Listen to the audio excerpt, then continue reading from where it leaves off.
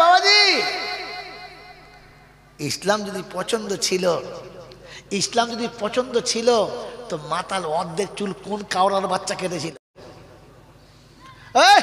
সামনের চুল কোটাকে পেছনের চুলগুলো কোন মুচির বাচ্চা ছেঁটেছিল? ইসলাম যদি পছন্দ ছিল তো কুত্তা মার্কা চুল কাটা থেকে মুসলমানের ছেলে শিখলো বলো? ইসলাম যদি পছন্দ ছিল তো ফাটা প্যান্ট মুসলমানের বাচ্চা কি করে কিনলো? হ্যাঁ বাবাজি, আমার আল্লাহওয়ালা ভাইরা, ইসলাম পছন্দ ছিল, এমন প্যান্ট পরে মসজিদে এসেছে, সেইদা করতে গিয়ে দিকে পেছন দিকে ঝোর দেখা যাচ্ছে, ও আল্লাহ, ঘাসটা সব দেখা যাচ্ছে, কি রে নেমে গেছে জি, এমন প্যান্ট কিন্তু পিছনে পুরো ভাঙা। নিজে কথা বলুন, সত্য কথা যদি বলেন, যদি ছন্দ হয় জলসার পরে কামরা যাবেন দেখাবো।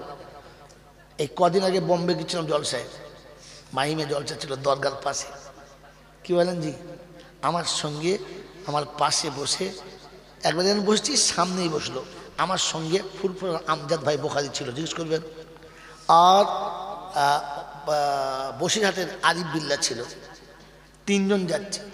একবার বসে আছে আমার সামনে, আমাদের সামনে একটা মেয়ে এসে বসলো, একবার ফুল যুবতী, 22 কিংবা 20 এরকম বয়স, টকটকে চেহারা, সুন্দর প্যান্ট পরে আছে, সেই এখনকার যা প্যান্ট পরে আছে, স্কোয়ার করে, মানে চার কোনা করে প্যান্টটা কাটা, এমন এমন জায়গায় কাটা, মনে হচ্ছিল আল্লাহ সিজন শেষ হয়ে গেছে, কি বলবো রে, আর বছর 10 আগে হলে আমি একবার দেখতাম, ছি ছি ছি ছি ছি ছি, এতটা করে ফাঁক। আচ্ছা বলেন, যদি মেয়ে মানুষের সামনে পিছনে ওরকম ফাঁক থাকে আর সহ্য হয়? হ্যাঁ, এই মানুষ, এগুলো মানুষ? জোরে বলেন, আল্লাহ আপনাকে আমাকে ভাবার তৌফিক দান করুন, আর এইরকম কুত্তার জিন্দেগি ছেড়ে মানুষ আর তৌফিক দান করুক, বলুন আমিন। এই জন্য শুনিয়ে দিচ্ছি, ভাষা মানুষের, মানুষ বোঝে। রাত হয়ে গেছে আর আপনাদের জ্বালাবো না, যা জ্বালিয়েছি এতেই তো আজ রাত্রে শুয়ে ঘুম হবে কিনা সন্দেহ আছে। মানুষের ঘুম হবে না, কারণ মানুষ ভাবে কি শুনলাম, এ কি বললো আমাদেরকে, ছি ছি ছি ছি ছি, ও রাতে ঘুমোবে না। আর যদি মানুষ না হয়, গিয়েই সরষের তেল দিয়ে তখন বুঝবে ও মাল ওই রকমই। কথা বোঝেন না? বোঝেন না? কথা বোঝেন? ভাবলে ঘুম আসবে না, না ভাবলে আগে ঘুম আসবে, সকালে ফজরে ঘুম ভাঙবে না। এই জন্য বলে দিচ্ছি, মানুষের ভাষা মানুষে বোঝে। কে বোঝে? আল্লাহ নবী শুনিয়ে দিয়েছেন, ইজা ইবনে আদম ইনকাতা আমালহু ইল্লা মিন সালাসা সাদাকাতিন জারিয়া। অনেকগুলো আয়াত শোনাবার ছিল, কিন্তু যেহেতু শোনানোর মতো সুযোগ নেই, অনেকগুলো আয়াত শোনাবো বলে লাইন ধরে ফেলেছিলাম, লাইন কাটতে বাধ্য হলাম। আল্লাহ নবী শুনিয়ে দিয়েছেন, ইদা মাতা ইবনে আদম ইনকাতা আমালহু ইল্লা মিন সালাসা সাদাকাতিন জারিয়া ইলমিন আনতাবিউ বিহা ওয়ালাদিন সালিহিন ইয়াদউ লাহু। আল্লাহ পাক শুনাচ্ছেন, বান্দা একবার আমার কথা ভেবে দেখ, আমি তোকে কত ভালোবাসি, আমি তোকে কত আদর করি। ইয়া আইয়ুহান নাস, এ বিশ্ববাসী শোন, মানুষ জাতি শুনে রেখে দে, ইয়া আইয়ুহান নাস, ইয়া আইয়ুহাল ইনসান, মা গাররাকা বিরাব্বিকাল কারীম। ওই রব্বে কারীম যে তোকে বানিয়েছে, যে তোকে তৈরি করেছে, সে জিজ্ঞাসা করছে, আমা কুনতা মা আম্মাহিনা, তুমি কি নোংরা দুফোঁটা পানি ছিলে না? ফামান জাআলাহু দামা, কি তোমাকে রক্তপিণ্ড বানালো? ওমান জাআলাহু মুজগা, ওখান থেকে গোশের টুকরো কে বানালো? ওমান জাআলাহু ইদামা, গোশের ভিতরে এমন কঙ্কাল বানালো কে বানিয়ে দিল? ফাকাসাউনাল ইদামা লামা, আর হাড়ের কঙ্কালের উপরে এত সুন্দর করে গোশের আবরণ কে দিল বলো? অভাবদিরা সোনার আলালেরা, মনে আছে আমার তো ধরে কথা বোঝেন না? বোঝেন না? কি জি, মাঝপথ থেকে মনে পড়েছে, তবেই তো ব্যাক করেছি। কথা বোঝেন না? হ্যাঁ, এই জন্য বায়ান ব্যাক করে দিয়েছি বাবাজিরা, আমার সোনার চাঁদ বন্ধুরা, আমার সোনামণি মায়েরা বোনেরা, জ্ঞানীজনীরা, বুদ্ধিজীবীরা। আল্লাহ পাক রব্বুল আলামিন জিজ্ঞাসা করছে ফাকাসাউনাল ইযামা লাহমা, এমন করে গোশতকে চাপালো, এত সুন্দর টেক্সচারকে বানালো, এত সুন্দর আবরণকে তোকে দিল, এত চকচকে সুন্দর চেহারাকে তোকে বানিয়েছিল, তোকে দেখে আর একজন রাতের অন্ধকারে কেন না পেয়ে গলায় দড়ি দিল। কি জি চেহারা দেখে তো? হ্যাঁ না বলে? চেহারা দেখে তো, কারণ হাত দেখে নয়, পা দেখে নয়, চেহারাটা দেখে। এত পাগল পাবে না, তোকে যখন পাবো না এই জন্য রাখবো না, চল পুড়িয়ে দে। হ্যাঁ না বলে? আল্লাহ বলেন এই সুন্দর চেহারাটা কে দিয়েছে? বলেন কে দিয়েছে? আল্লাহ। ওই আল্লাহ কি করে ভুলে গেলি? ইয়া আইয়ুহাল ইনসান মা গাররাকা বিরাব্বিকাল কারীম, এত বড় দয়ালু আল্লাহকে কি করে ভুলে গেলি বল? একটু মনে রাখ। তাই আমি আল্লাহ পাক শোনাচ্ছি, হাবিব তোর উম্মতকে বাঁচিয়ে নে, তার জন্য রাস্তা বলে দে। আল্লাহ নবী বলেন উম্মত বাঁচার জন্য অফার তিনটে। কটা? যদি বলেন কটা? তিনটে। এক নম্বর অফার হলো সাদাকাতুন জারিয়া, একটু সাদকায়ে জারিয়া কর। পৃথিবীর ছেলে তোকে মনে রাখবে না, বিবি মনে রাখবে না, আত্মীয়রা মনে রাখবে না, সব ভুলে যাবে, কিন্তু তোর আমল নামায় সাদকায়ে জারিয়ারা কবরে শুয়ে পাবি। ইলমি নান্তাফিউ বিহা, আর তা না হলে একটা কাজ কর, এমন ইলম শিখে যা যেটা তোর লাভ হবে, তোর শেখার জন্য তোর বাপ মার লাভ হবে, শিখে যা। আর যদি তা না পারিস আওয়ালাদিন সালেহিন ইয়াদউ লাহু, কমপক্ষে একটা যোগ্য ছেলে রেখে যা, যে তুই চলে গেলে সে দোয়া করলে তোর কাজ হবে। ও বাবাজি, ওই যে শোনাচ্ছিলাম না, গোটা পাড়ার লোক ডেকে এনে যেতে হবে না, গোটা পাড়ার লোক ডেকে আনতে হবে না, ছেলে রেখে যাও। কি রেখে যাও? জোরে বলে। রাসূল বললেন ছেলে রেখে যাও, আল্লাহ বললেন ছেলে রেখে যাও। হয় এলআইসির কোম্পানি বলে তোমার ছেলেদের জন্য পায়খানা রেখে যাও, তুমি মরে গেলে তোমার ছেলেরা খাবে। এমালের পায়খানা পছন্দ, আল্লাহ রাসূলের কথা পছন্দ না। বাবাজিরা, সোনারা, আমার জ্ঞানীজনরা, সুধী মানুষেরা, আমার আল্লাহ বন্ধুরা, আল্লাহ নেব সন্তান রেখে যাও। যেদিন তুমি মারা যাবে তোমার গোসলটা তোমার ছেলের হাতে হবে, পৃথিবীর আর কেউ দেবে না, তোমার সন্তান তোমার গোসল দেবে। কাফনের কাপড়টা তুমি নিজে কাটবে, আর কাফনটা তুমি পরিয়ে বাপকে কোলে করে কবরে তুমি শোয়াবে, কাউকে ডাকবে না। কারণ তোমার আব্বাকে কবরে তুমি শোয়াবে, মুখের কাপড়টা তুমি খুলে দেবে, আর তুমি আব্বাকে বলে আসবে আব্বা আসসালামু আলাইকুম। সারা জীবন তোমার বুকের কাছে ঘুমাতাম, তোমার কোলের কাছে ঘুমাতাম, আজ একা চলে যাচ্ছি, আর হয়তো আর তো কোনোদিন দেখা হবে না, তাই আব্বা তুমি আমার জন্য দোয়া করো, চিন্তা করো না, আমি খুব তাড়াতাড়ি এসে দেখা করব, খুব তাড়াতাড়ি এসে তোমার সঙ্গে দেখা করব। আব্বাকে কবরে শুইয়ে রেখে বাচ্চা উপরে আসছে। আপনি বলেন না, পিতার গোসল যখন পুত্রের হাতে হবে, ও পাষণ্ড সন্তান হলেও চোখ দুটো লাল হয়ে যাবে, ভেতরটা ভেঙে যাবে, চোখ দুটো লাল হবে। অন্ধকার কবরে আব্বাকে শুইয়ে দিয়ে উপরে উঠে এসে আপনি মাটি দেবেন।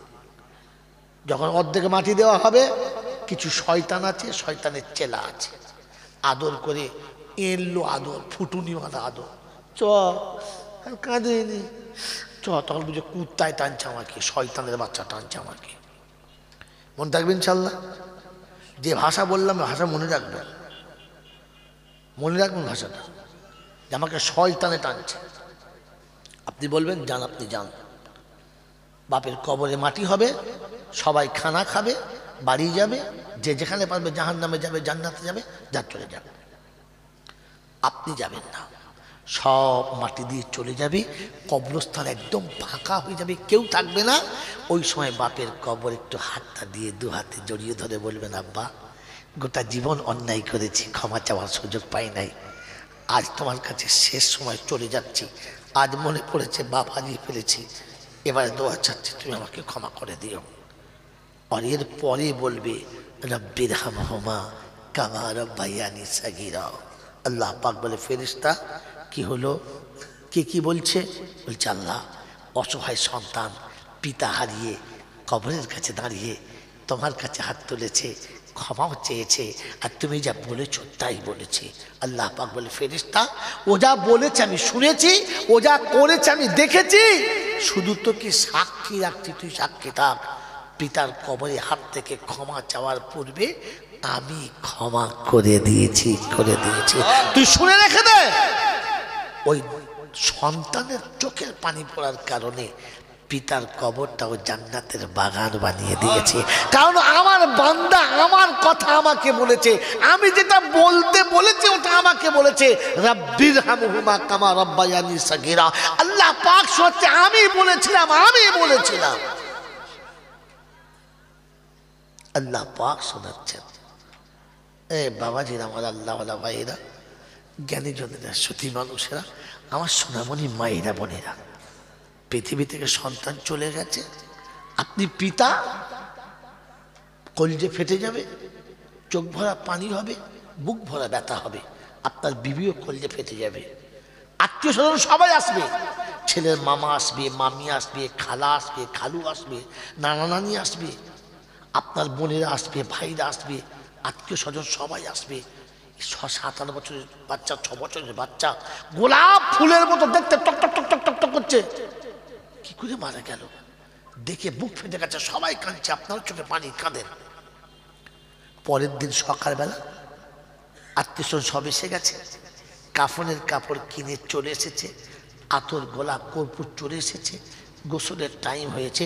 কাউকে দিয়ে বাচ্চাকে গোসল দেওয়াবেন না যদি আপনি মুসলমানের বাচ্চা হয়ে থাকেন, আর সন্তান যদি আপনার রক্তের তৈরি হয়ে থাকে, আপনাকে আপনার পিতৃত্বের কসম দিয়ে গেলাম, সন্তানকে কাউকে দিয়ে গোসল করাবেন না। মাকে বলে যাচ্ছি, আপনার রক্তের কসম, আপনার মেয়েকে কাউকে দিয়ে গোসল করাবেন না। আপনার বাচ্চা মারা গেছে, গোসলের টাইম হবে, আস্তে করে বিবির হাতটা ধরে বলবেন, মোমেনা, রওশনারা, চলো চলো আমার সঙ্গে। সবাই অবাক, কোথায় নিয়ে যাচ্ছে? হাত ধরে আস্তে করে নিয়ে চুলোর কাছে বসিয়ে দিয়ে বলবে, তুমি আগুনটা জ্বালো, পানিটা আমি নিয়ে আসছি। বালতিতে পানি এনে হাঁড়িতে ঢেলে দেবেন। আপনার বিবি যখন চুলোটা জ্বালবে, চুলোর আগুনটা যত জোরে জ্বলবে, মায়ের ভেতরের কলিজাটা তার থেকে বেশি জ্বলবে। পানি আগুনে যতটা ফুটবে, চোখের কোণ থেকে তার থেকে বেশি পানি পড়বে। পানি গরম হলে স্বামী স্ত্রী দুজনে নিয়ে এসে কাছে বসুন আর বলুন, আমার আব্বা গোসল করবে, তুমি পানিটা ঢেলে দাও, আমি গোসল দেবো। সন্তানের গোসল যখন হবে, সন্তানের গোসল যখন হবে, আর পিতা যখন সাবান দিয়ে সন্তানকে গোসল করাবে, কসম খোদার বলছি, বদনা থেকে পানি যতটা পড়বে, চোখের পানি তার থেকে বেশি পড়বে, তার থেকে বেশি পড়বে। যার গোসলের পানি আর বাপের চোখের পানি মাখামাখি হয়ে গেছে, মায়ের চোখের পানি মাখামাখি হয়ে গেছে, গোসলের পরে 4 বছর 5 বছরের বাচ্চাটাকে মাকে বলুন, কোলে তুলে নাও, বুকের উপরে শুইয়ে নাও, তোমার আঁচল দিয়ে আমার আব্বা শরীরটা মুছে দাও, আর কোলে নিয়ে মা তুমি খালি বলে দাও, আব্বা রে, জনমের মতো আমার বুকটা একবার চেপে নে, আর কোনোদিন তুই চাপতে পারবি না, আর কোনোদিন আমিও তোকে বুকে নিতে পাবো না, তাই আমার বুকে শেষবারের মতো চেপে নে, আর আঁচল দিয়ে বাচ্চার দেহটা মুছিয়ে দাও। কাফনের কাপড়টা তুমি নিজে কাটবে, দোকানদারকে দিয়ে কাটাবে না, হাজি সাহেব মোলসাদ দিয়ে কাটাবে না। কাফনের কাপড় কিনে আনবে, কাটতে না জানলে যে জানে তাকে পাশে বসিয়ে বলবে, একটু দেখিয়ে দেন না, আমার বাচ্চার কাপড়টা আমি কাটবো, দেখিয়ে দেন। কাঁচিটা হাতে চলবে, আঘাতটা কলিজার উপরে চলবে, আর মনে মনে হবে, আব্বা এই কাঠটা তোর পছন্দ ছিল, এই জামাটা তোর পছন্দ ছিল, আয় আয় আমি তোকে পরিয়ে দিচ্ছি। সন্তানের কাফন কেটে পিতা যখন কাফনটা পরাবে না, গোলাপ পানি দিতে হবে না, জামজামের পানি দিতে হবে না, চোখের পানিতে কাফনের কাপড়টা দেখবি টপ টপ টপ টপ করে পড়বে আর ভিজে যাবে। আল্লাহর ফেরেশতারা বলে, আর গোলাপ পানি দিতে হবে না, আর কর্পূর দিতে হবে না, নামানা খালি ব্যবস্থাটা আমরা করছি। বাবাজির, আমার আল্লাহওয়ালা ভাইরা, বাচ্চার যখন কাফন পরানো হয়ে যাবে, কাফনটা পরিয়ে দেবে, মায়ের চোখের পানিতে কাফনের ডগটা ফিচবে, মা বলে দেবে আব্বা যাও, তোমার আব্বার সঙ্গে যাও। আমি সারা জীবন কোলে করে তোমার বাপের কোলে তুলে দিয়েছিলাম, আজও তোমার বাপের কোলে তুলে দিলাম, যাও। সন্তানকে কোলে করে নিয়ে কবরে আপনি শোয়াবেন, কাউকে দিয়ে শোয়াবেন না, সে যত বড় আত্মীয় হোক আপনি শোয়াবেন। কবরে বাচ্চাকে শোয়াবার আগে একবার কবরটা হাত বুলিয়ে দেখে নেবেন, তারপরে বাচ্চাকে শোয়াবেন। বাচ্চাকে কবরে শুয়ে মুখের কাপড়টা খুলে বাচ্চার কপালে আদর করে চুমো খেয়ে বলবে আব্বা ঘুমা। বাচ্চার গায়ে একটা থাপ্পড় লাগিয়ে বলবেন আব্বা ঘুমা, আমি আসবো। সারা জীবন যতদিন পৃথিবীতে বাঁচবো, ঘুরবো ফিরবার ছুটে তোর কাছে আসবো, তুই ঘুমা, ঘাবড়াস না, ভয় খাস না, ভয় খাস না, আমি আসবো, ঘুমা। বাচ্চাকে শুইয়ে দেবেন আর উপরে চলে আসবেন আর বলবেন আব্বা চুপচাপ করে ঘুমা, কাঁদিস না। বাচ্চার কবরে মাটি দিয়ে সবাই চলে যাবে, আপনার চোখের পানি কবরের উপরে পড়বে।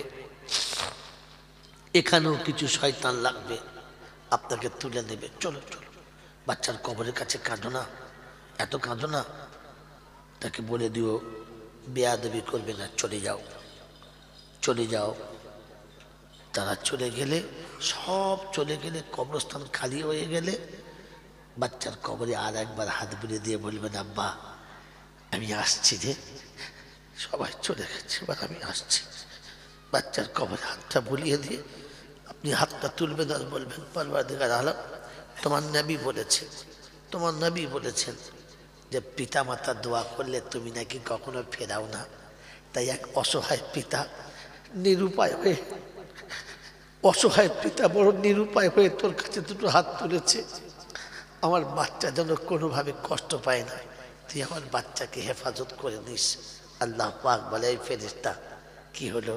বলছে আল্লাহ, আল্লাহ বান্দা বড় অসহায় হয়ে তোমার কাছে হাত তুলেছে, হাত তুলেছে, শুনিয়ে দিন আল্লাহ, আমি জীবনে যদি কখনো কোনো ভালো কাজ করে থাকি আর কাজটা যদি তোমার পছন্দ হয়ে থাকে, আমার ওই ভালো কাজের বিনিময়ে আমার বাচ্চাকে আপনি ক্ষমা করে দিন।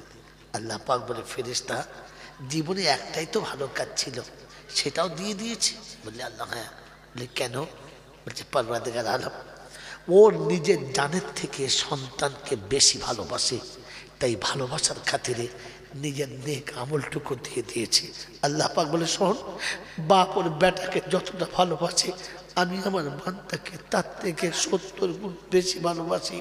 তুই শুনে রেখে দে, ওর একটা ভালো কাজ দিয়ে ও যদি ওর বাচ্চাকে বাঁচিয়ে নিতে পারে, তো আমি বিনা ভালো কাজেতে আমার বান্দাকে রহমতের চাদরে ঢাকা দিয়ে বাঁচিয়ে নিতে পারি, বাঁচিয়ে। তুই শুনে রেখে দে, তুই শুনে রেখে দে, আমি আল্লাহ পাক রব্বুল আলামিন আব্বাকেও ক্ষমা করে দিয়েছি আর বাচ্চাকেও ক্ষমা করে দিয়েছি। আল্লাহ রাসূল শুনিয়েছিলেন সন্তান চলে গেলে তুমি দোয়া করবে, বাপ চলে গেলে বেটা দোয়া করবে, অন্য কাউকে দিয়ে করাবে না। আমার আল্লাহওয়ালা ভাইরা জ্ঞানীজনরা সুধী মৌসা, আপনি সেই নবীর উম্মত যে নবী হাদিয়ার খাসি পেয়ে নিজে হাতে কুরবানি করলেন, নিজে হাতে চামড়া ছাড়ালেন, গোশতের টুকরো টুকরো করলেন, সবার জন্য ভাগ করলেন। খাদি আয়েশাকে একটা, জাইনাবকে একটা, রুকাইয়াকে একটা, মারিয়া কিবতিয়াকে একটা, প্রত্যেক বিবিকে একটা একটা করে ভাগ দিয়ে দিলেন। আর একটা ভাগ হাতে করে নিয়ে মদিনার গলিতে চলে গেছেন। দীর্ঘক্ষণ পরে ফিরে এসেছেন, কপালটা ঘেমে গেছে। আম্মাজান আয়েশা দেখছেন আল্লাহর নবী কেমন ঘরমাক্ত হয়ে গেছে, কিচ্ছু বললেন না, খানিক বসে থেকে ফের চলে গেলেন। বহু লম্বা টাইমের পরে ফিরেছেন, গোটা শরীর ঘেমে গেছে, গায়ের কাপড়গুলো ঘামে ভিজে গেছে। আম্মাজান আয়েশা সিদ্দিকা রাদিয়াল্লাহু তাআলা আনহা কাছে এসে বসলেন, একটা পাখা নিয়ে হাওয়া করছেন, আল্লাহ রাসূলের ঘামটা জোড়াচ্ছে। আল্লাহ নবীর মুখের দিকে তাকিয়ে আম্মাজান আয়েশা জিজ্ঞাসা করছেন, ইয়া রাসূলুল্লাহ, ইয়া হাবিবাল্লাহ, বেয়াদবি হলে আপনাকে মাফ করে দেবেন। একটা কথা জিজ্ঞাসা করতাম, বললে কি? আল্লাহর হাবিব কোরবানি নিজে করলেন, চামড়া নিজে ছাড়ালেন, গোশত টুকরো নিজে করলেন, ভাগ নিজে বানালেন, সবাইকে দিয়ে দিলেন। এই বাড়তি ভাগটা কার জন্য করলেন? কার জন্য নিয়ে যাচ্ছেন আর না পেয়ে ঘুরে আসছেন? কার ভাগ এটা? আল্লাহ রাসূলের চেহারাটা একটু ফ্যাকাশে মতো হলো, আর বড় করুণ স্বরে বললে, আয়েশা, এই ভাগটা আমার খাদিজার ভাগ, আমি নিয়ে যাচ্ছি।